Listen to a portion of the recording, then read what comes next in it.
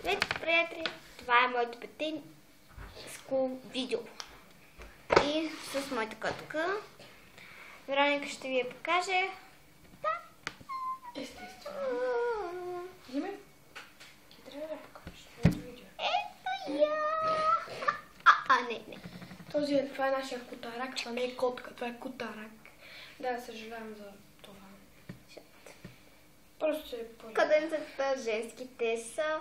Чакай, искам малко да поговоря с нея. И да, тя е сладичка. Да, ще видим малко след Кажи това. как се казва, на колко е? Адно на 11 месеца.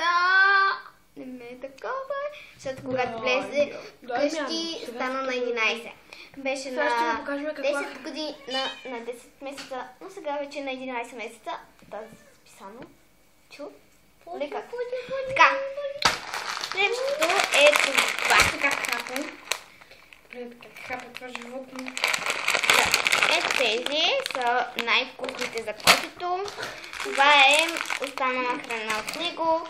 Това е такова пак храна за него. И да. Така.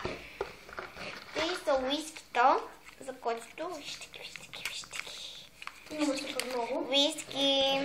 Още и други уиски с дзьонга и пиле. Имаме заешко, говеждо и да. Заешко, говеждо имаме също. Направо сме побъркани с тази храна. Така. Мачо, къде се скрима? Ето на баба. Какво? Ето това са другите, да няма какво да ви покажем толкова много. Да. Ще ви покажем котето. Аз съм сега малко. Да. Вървим в коридора. И ето там се скрила. Писанчета. Пиша. Дай ръчичка.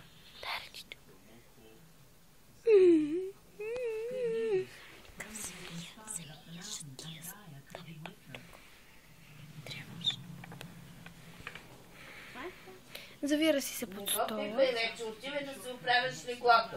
И после ела да се довършиш задачите. Да, това е баба. Не сте чули? А ти?